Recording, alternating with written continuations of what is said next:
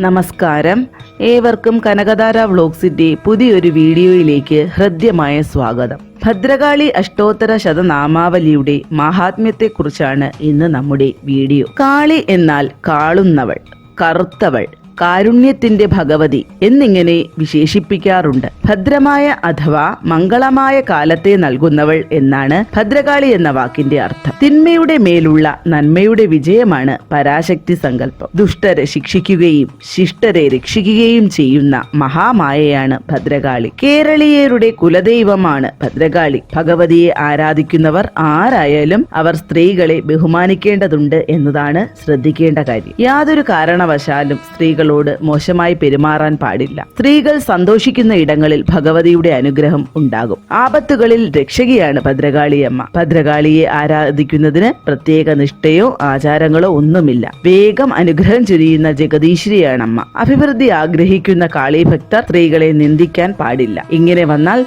കാളീകോപം ഉണ്ടാകും. ക്ഷിപ്രപ്രസാദിയും ഇഷ്ടവരദായിനിയുമാണ് ഭദ്രകാളി. ഭയം, ശത്രുപീഡ, രോഗം, ദാരിദ്ര്യം തുടങ്ങിയ ആപത്തുകളിൽ നിന്ന് ഭക്തരെ രക്ഷിക്കുന്നു. ഭദ്രകാളി സംബന്ധമായ ഉപാസനകളിൽ ഏറ്റവും ഫലപ്രദമാണ് ദേവിയുടെ അഷ്ടോത്തര ശതനാമാവലി ജപം. ഈ മന്ത്രങ്ങളാൽ ദേവിയെ ഉപാസിക്കുന്നവർക്ക് ശത്രുദോഷം, ദൃഷ്ടിദോഷം, ശാപദോഷം എന്നിവയെല്ലാം ശമിക്കും. മാത്രമല്ല അകാരണമായ ഭയം ഉൾപ്പെടെ എല്ലാവിധ ഭയപ്പാടുകളും മാറും. നമ്മുടെ ഉയർച്ചയിൽ അസൂയപ്പെടുന്നവരുടെ ദൃഷ്ടിദോഷം മാറാനും ഭദ്രകാളി ജപം പരിഹാരമാണ്. ശ്രദ്ധയോടെ ഭക്തിയോടെ ജപിക്കുക. മന്ത്രോപദേശം നിർബന്ധമില്ല. ചൊവ്വ, വെള്ളി ദിവസങ്ങളിൽ ജപം തുടങ്ങാം. നിത്യജപത്തിന് ഉത്തമമാണിത്. ഭദ്രകാളി ക്ഷേത്ര ദർശനം നടത്തിയ ശേഷം ജപിക്കുന്നത് അതിവേഗ ഫലം നൽകും. ഈ അഷ്ടോത്തര ജപം എല്ലാ അഹിതങ്ങളും ജീവിതത്തിൽ നിന്നും അകറ്റും. ഈശ്വരാധീനം നമുക്ക് ചുറ്റുമുണ്ടാകും. പതിവായുള്ള ജപം രക്ഷ നൽകും. ഭദ്രകാളി അഷ്ടോത്തര ശതനാമാവലി ഞാൻ ഇവിടെ കൊടുക്കുന്നുണ്ട്. ആവശ്യമുള്ളവരെല്ലാവരും സ്ക്രീൻഷോട്ട് എടുത്ത്